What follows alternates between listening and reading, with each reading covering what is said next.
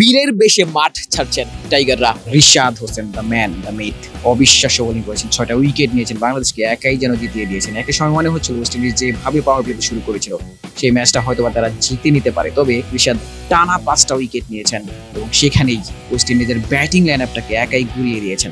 সৌম্য সরকার ফিরেছেন দলে, একাদশেও ফিরেছেন, তবে আজকের ম্যাচে সেই সুযোগটা তিনি কাজে লাগাতে পারেননি। তানজিম সাকিব অবশ্য ছিলেন না। নাজমুল হোসেন শান্ত 32 রানের যে ইনিংসটা খেলেছেন সেটাও কিন্তু তাকে একটু কনফিডেন্স দিতে পারে। যে উইকেটে খেলা ছিল, রান করা সহজ ছিল না, তবে তিনি সেটি করেছেন। তবে পাওয়ার প্লেতে 48টা ডট বল, সেখানটাতে নাজমুল হোসেন শান্ত 28 বলে করেছিলেন 7 রান। সেটি নিয়ে নিশ্চিতভাবেই প্রশ্ন তোলার সুযোগ রয়েছে। অভিষিক্ত অঙ্কন অসাধারণ একটা ইনিংস খেলেছেন। অভিষেকে যারা রান করেছেন টপ 5 রান গেটারের মধ্যে একজন অঙ্কন।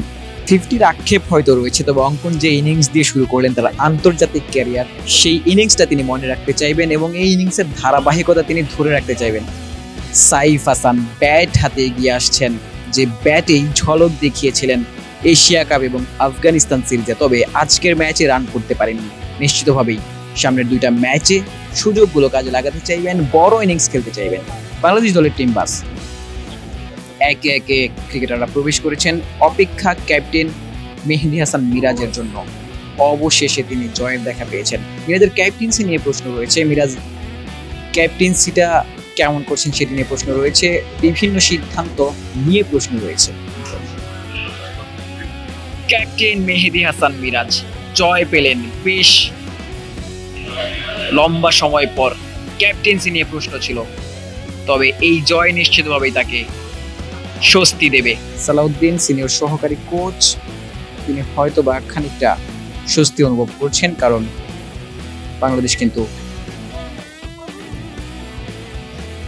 বেশ ভালো অবস্থানে ছিল না, টানা ম্যাচ হেরেছে আফগানিস্তানের বিপক্ষে, ভালো করেনি। বাংলাদেশ দলের টিম বাসটা চলে যাচ্ছে। বাংলাদেশ 1-0-তে সিরিজে এগিয়ে মাঠ ত্যাগ করছে।